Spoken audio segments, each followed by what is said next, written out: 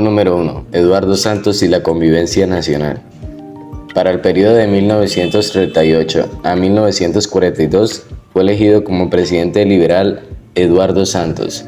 Santos pertenecía al sector moderado del liberalismo y su gobierno fue denominado La Pausa, pues durante estos 4 años se interrumpió alguna de las reformas sociales que se venían llevando a cabo durante el gobierno de López Pumarejo. Sin embargo, cabe anotar que bajo su mandato se creó el Ministerio del Trabajo, cuyo objetivo era regular las relaciones de los obreros con los patrones. Segundo punto. Santos ante la Segunda Guerra Mundial. Bajo el lema de convivencia nacional, Santos enfrentó las consecuencias de la Segunda Guerra. La suspensión de las exportaciones a Europa afectaron a los productores de café y banano, al tiempo que las importaciones disminuyeron, lo cual obligó al gobierno a reforzar la política proteccionista y a estimular el desarrollo industrial del país. En las relaciones internacionales, Santos estrechó los lazos con Estados Unidos, tanto así que en lugar de declararse neutral en la Segunda Guerra Mundial, se alineó con los aliados y empezó a restringir las actividades políticas de los ciudadanos pertenecientes al eje, en especial a los alemanes. Punto número 3. El fomento a la industria. La administración de Santos también se distinguió por el respaldo que dio a la industria. En este sentido, en 1941 se creó el Instituto del Fomento Industrial IFI, destinado a impulsar la sustitución de importaciones por medio de inversiones directas del Estado en empresas que requerían grandes capitales, como las siderurgias y las que elaboraban productos químicos. Así fueron creadas empresas como la Siderurgia Simesa S.A. ASEP, dedicada a la reparación de artículos eléctricos, y la compañía Icollantas. Punto número 4. Los partidos por dentro. Junto con la Iglesia y los gremios económicos, los partidos políticos eran las instituciones más importantes de la sociedad colombiana durante la primera mitad del siglo XX. La vida de las personas giraba en torno a la política y a la pertenencia a alguno de estos partidos. Eran tan relevantes como el credo religioso, aunque generalmente se hablaba de los partidos políticos como si fueran organizaciones homogéneas. Lo cierto es que dentro de ellos había tendencias muy distintas, que en muchas ocasiones rivalizaban entre sí. Las tendencias más importantes dentro de los partidos eran las siguientes.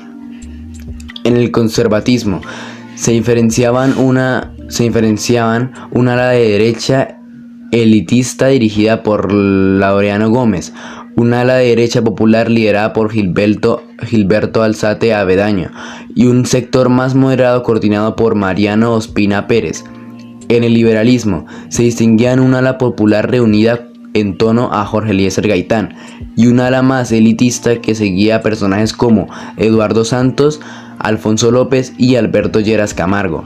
En la izquierda radical se encontraban el Partido Comunista y otras corrientes políticas lideradas por personajes como Antonio García Noza, Gilberto Vieira y Augusto Durán.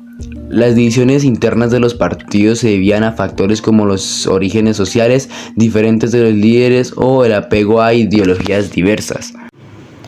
Punto número 5. Los liberales y la izquierda. Los gobiernos de la República Liberal se caracterizaron por cooptar, es decir, incorporar las tendencias de la izquierda que habían comenzado a llegar al país desde los años 20, para evitar que tomaran fuerza y pudieran competir políticamente con ellos. Es decir, el liberalismo asumió como suyas varias reivindicaciones socialistas, por ejemplo, la mejora de las condiciones de los trabajadores y el fortalecimiento del sindicalismo. Otra forma de cooptar a la izquierda fue vincular líderes sociales y a las centralistas obreras al Partido Liberal. El resultado de esta estrategia fue doble.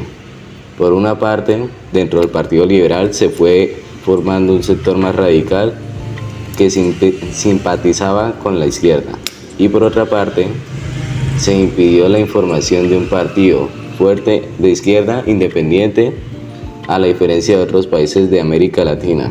Sin embargo, esta cercanía fue más estratégica que verdaderamente ideológica, pues el liberalismo siempre mantuvo una postura anticomunista. Punto número 6. López vuelve al poder. Para las elecciones presidenciales de 1942, el liberalismo se dividió en dos candidaturas, la del expresidente Alfonso López Pumarejo y la de Carlos Arango Vélez. Finalmente, el triunfo fue nuevamente para López Pumarejo. En contraste con su primer gobierno, López no continuó con las reformas sociales y se acercó a los banqueros y comerciantes, distanciándose de los sectores populares que lo habían apoyado en su primer mandato.